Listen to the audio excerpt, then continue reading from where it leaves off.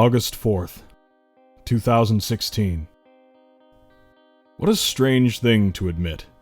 I guess there could be worse problems like peeing the bed or wet dreams, but still, it's not something I'm proud of. It started when I was a kid.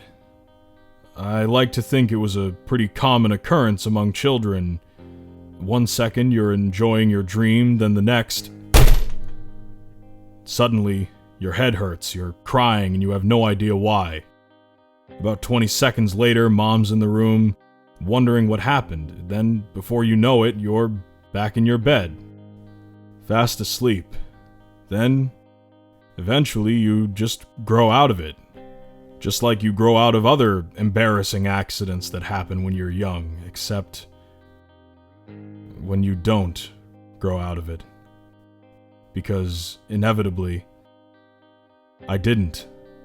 Now here I am, a 22-year-old college grad who still falls out of the bed at night. I wouldn't consider myself a wild dreamer, nothing out of the ordinary. Sometimes I'm not even dreaming. I just feel that same I always have growing up. I don't cry anymore. I mean, could you imagine?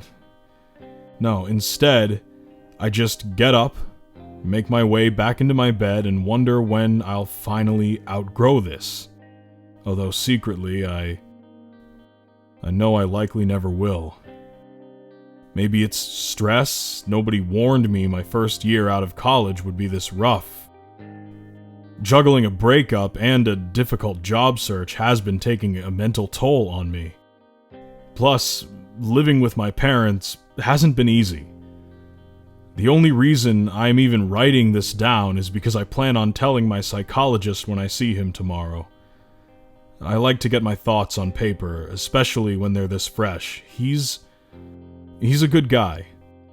I don't know why I hadn't told him sooner. I guess I never really saw it as that big a deal.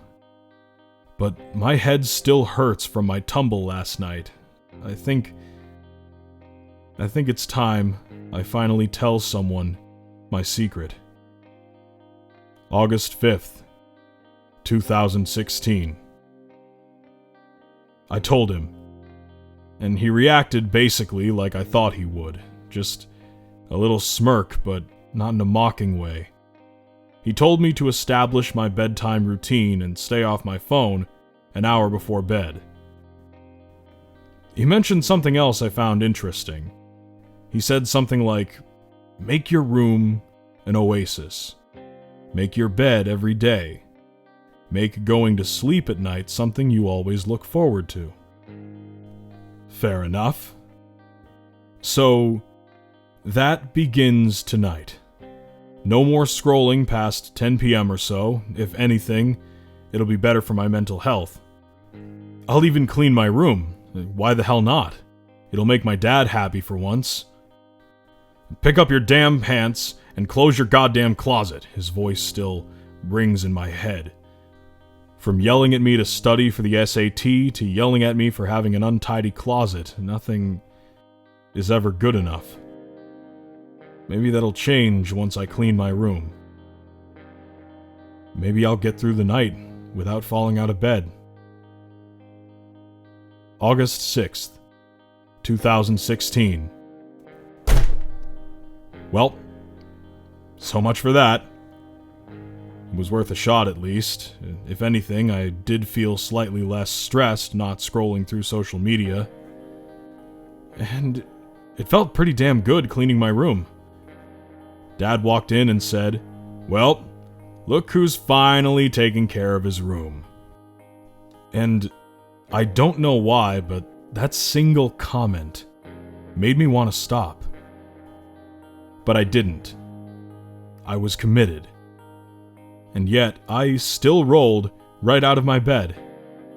It's okay though, I really had to pee. When I got back, I noticed something strange. My closet, is it open? I guess I forgot to close it. It's just, well, that's the one thing my dad is such a pain in the ass about, so you'd think I would take care of it. So What is it doing open? Did I open it in my sleep? Is that even possible? You know, I think I'm just going to head back to bed. My head hurts. August 10th, 2016. Again? Alright, this is a little strange. When I first started writing these entries, I would fall out, I don't know, once every other month, but now it's only been a few days. I can't believe this shit is getting worse. I don't know what's wrong with me. I'm still lying on the hardwood floor of my room. I don't even want to get up. Maybe I'll just spend the night here. That way there's nowhere else to fall. Yeah. Maybe not. The floor creaks as I get up. This house must be ancient. There's a creak with every step I take back to my bed. Creak. Creak. Creak. I make it to my bed and rest my head on my pillow. It was still in pain from when I fell a few nights back, but now it's even worse. Just as I feel myself starting to doze off, I hear it. Creak. I burst wide awake and stare around my room. Nothing. At least the closet door stayed closed this time. For a second, I was starting to get nervous. I don't really believe in ghosts or anything like that, but it's still creepy. Maybe if the house wasn't so old, hell, I might have even dreamed it. I'm still super tired. And yet, right as I start to fall asleep, creak. I peek my head up again, still nothing.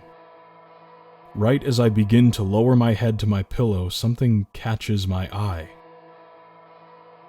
My closet, is it? I fall back asleep. August 13th, 2016. No, this time. I made it through the night, so that should be a good thing, right? Except, I'm in pain. My head is still throbbing from the past few times I fell out of the bed. Why? I have no idea, but it sucks, I can tell you that much. I told my psychologist about the strange occurrences I had been experiencing. He laughed it off and said something along the lines of, "So, this is what happens when you finally stop using your phone at night." Typical boomer thing to say, but he's not even wrong. I'm not the kind of person who overreacts. I feel like I've made that relatively clear thus far, and yet something doesn't seem right. It's almost as if one thing a night is ever so slightly out of place. Now, don't get me wrong. I'm about as absent-minded as it gets, so it could be all in my head. Maybe I'm misplacing things. It's just, with what's happened the past few nights, it seems like at this point it's not a coincidence. Maybe I just need to lay off the horror movies. To be safe, I cleaned and organized my room. As a matter of fact, I've been doing that every night. It's almost like the more I clean things up, the more things in my room just don't seem right. I mean, even my dad is starting to get concerned. Just now, as I'm cleaning all my shit yet again, he said, "You know, Trevor, you don't need to clean every night." How ironic. Never in a million years would I expect to hear those words from my dad. But, after all, these have been strange days. August 14th, 2016. Ouch! This time, the blanket came off with me. It's still on my face when suddenly I hear it. I struggle for a second, then manage to pull the covers over my head. All of my little figurines and books on my dresser are now on the floor.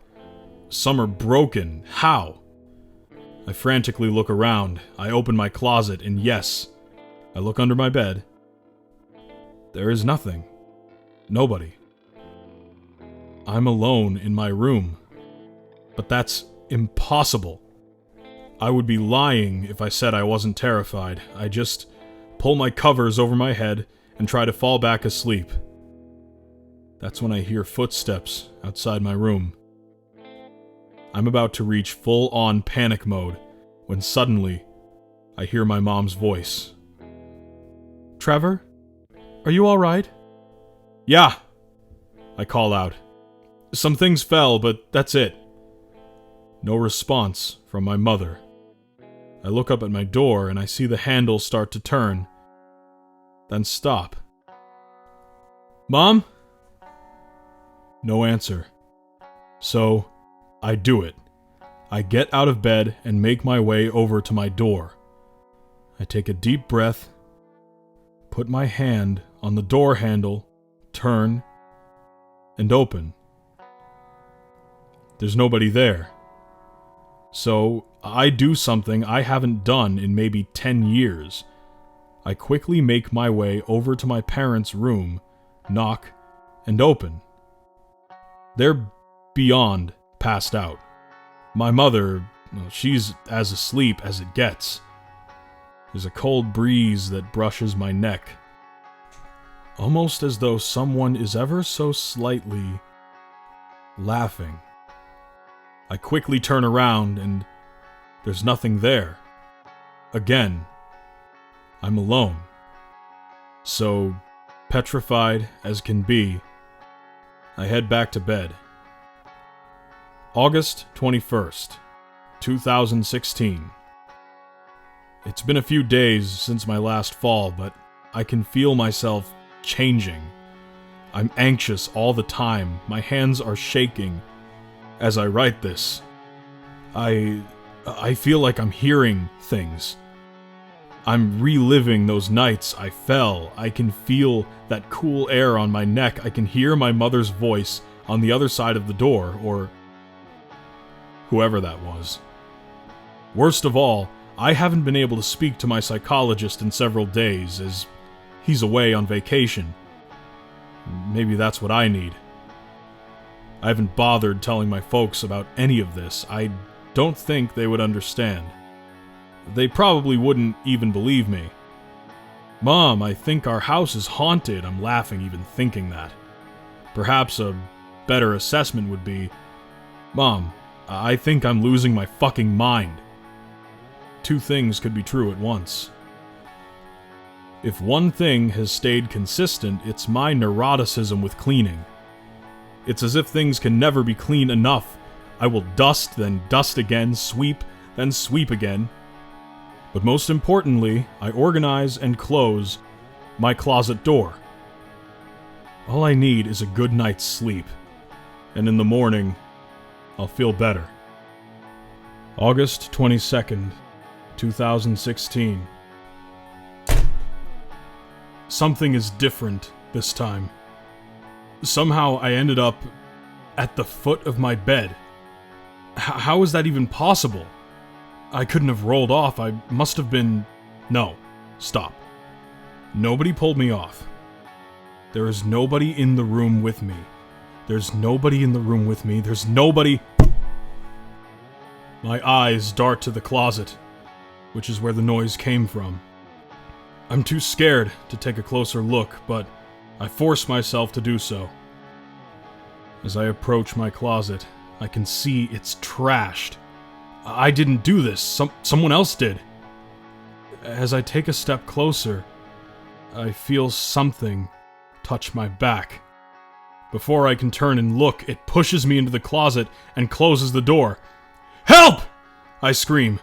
I try to open the door, but my efforts are in vain. I keep fighting with the door to no avail. At this point, yes, I'm crying. I just want to be left alone. I keep fussing with the door and listen to see if I can hear anything. Creak, creak, creak. My heart jumps with the most recent bang. My hands are shaking. I push the door open and see my empty room. I take a deep breath. Who's there? Like, whatever this thing is would even answer. You know what? Fuck it. I run downstairs and jump on the living room sofa. I close my eyes, and before you know it, it's morning. August 24th, 2016. I convince myself that it's time to tell my parents. They didn't laugh, shockingly, but I can tell that they don't believe me.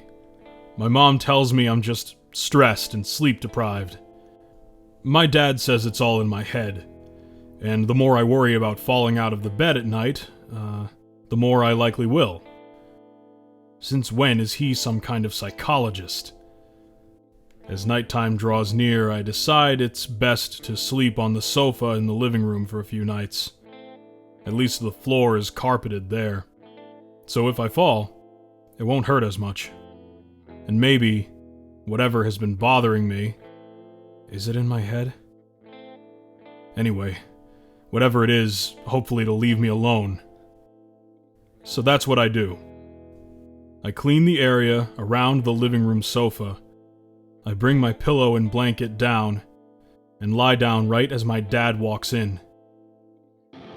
What are you doing? I think I need a change of scenery, or something like that. Maybe it'll help me sleep better. I just don't want to be in my room right now. You're being ridiculous. Go back upstairs. I look at the sofa, which already has my pillow and blanket on it. Maybe he's right. Maybe... No, I abruptly tell him. This is just for tonight, please. My dad sighs and heads back upstairs. I lay my head on the pillow and shut my eyes. Hours later, I wake up naturally for a change. Once again, I need to use the bathroom. I take a deep breath and make my way upstairs. I leave the bathroom door open while I pee. As I flush and wash my hands, I can hear something coming from downstairs. Creak, creak, creak. Footsteps? But it's carpeted down there. I walk back downstairs to the living room to find my blanket and pillow on the floor, not where I left them. As I bend down to pick them up, I hear the sound again. This time the noises are closer together and louder.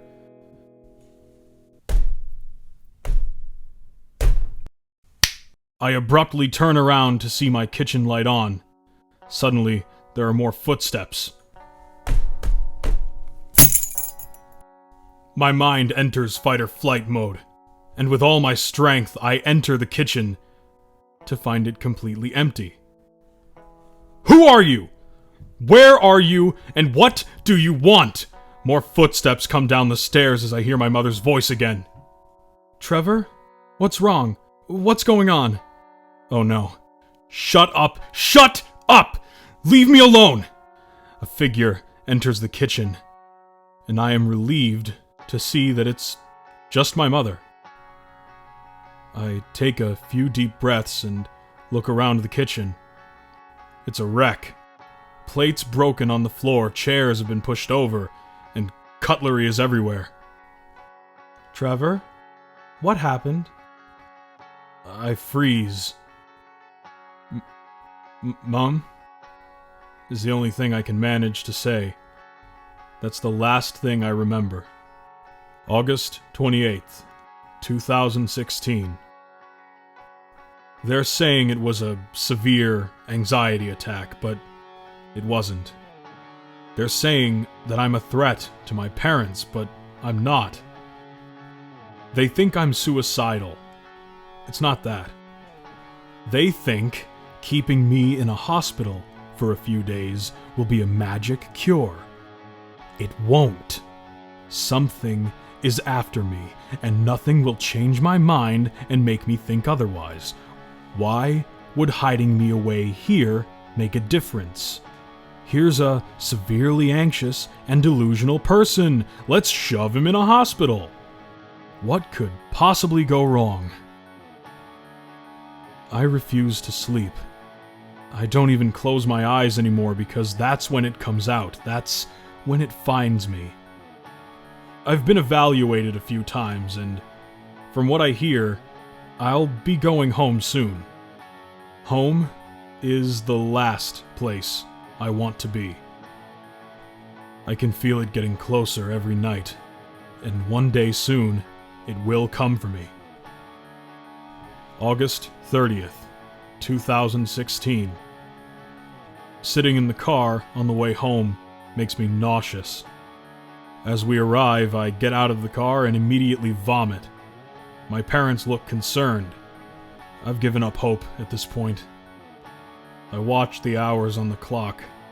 7 p.m. turns to 8, 8 turns to 9, 9 turns to 10, and before I know it, my parents are asleep.